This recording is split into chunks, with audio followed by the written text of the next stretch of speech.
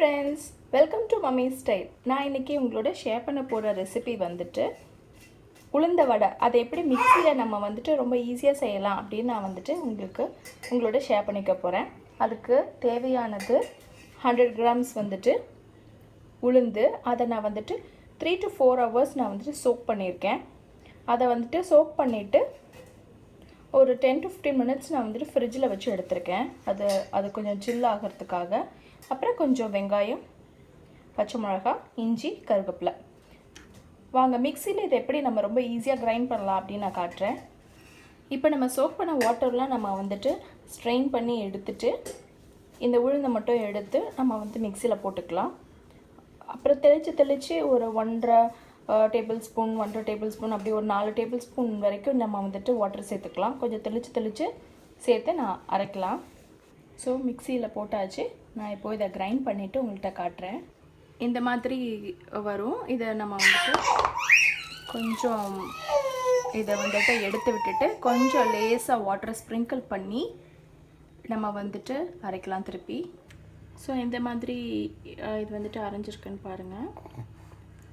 இந்தளவுக்கு நான் நல்லா கிரைண்ட் பண்ணியிருக்கேன். ஸோ இந்தளவுக்கு நான் வந்துட்டு நல்லா கிரைண்ட் பண்ணியிருக்கேன். உங்களுக்கு நான் கிட்ட காட்டுறேன். ஸோ இது அப்பப்போ நம்ம வந்துட்டு ஒரு சுற்று அந்த மாதிரி சுற்றி எடுத்துக்கணும். கண்டினியூவாக ரொம்ப நேரம் இது பண்ணக்கூடாது. ஸோ இந்த மாதிரி நான் வந்துட்டு கிரைண்ட் பண்ணியிருக்கேன். நான் உங்களுக்கு பக்கத்தில் காட்டுறேன். இது அப்பப்போ ஒரு சுற்றி எடுத்துக்கணும்.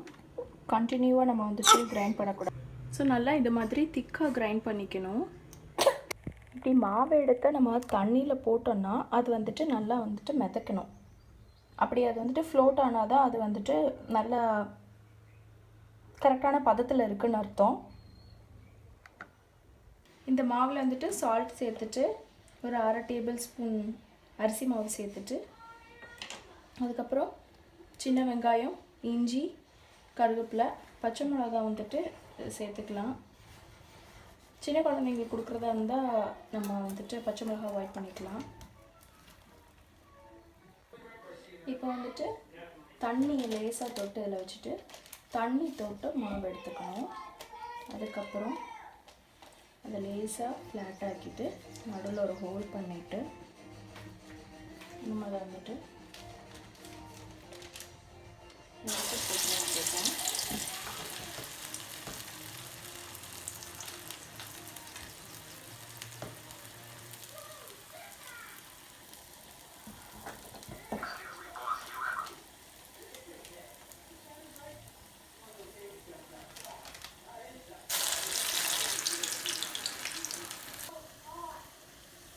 பாருங்கள், வடை வந்துட்டு நல்லா வந்திருக்கு.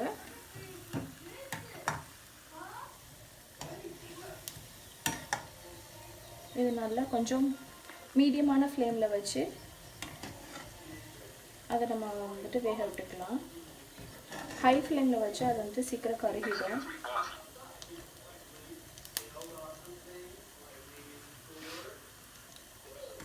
இது ரொம்ப ஈஸியாக ஈவினிங் ஸ்நாக்ஸ்க்கு வந்துட்டு ஒரு 100 கிராம்ஸ் ஊற வச்சு நம்ம செஞ்சிடலாம். அதில் ஒரு 8 வடை கிட்ட வரும். பாருங்கள், வடை வந்துட்டு சட்டியில் ஒட்டாமல் ரொம்ப நல்லா வந்துருச்சு. மிக்சியிலே நம்ம ரொம்ப ஈஸியாக பண்ணிட்டோம். இது நீங்களும் வந்துட்டு ஈஸியாக மிக்சியில் செஞ்சு பாருங்கள். பிடிச்சிருந்தா லைக் பண்ணுங்கள், சப்ஸ்கிரைப் பண்ணுங்கள். பாய்.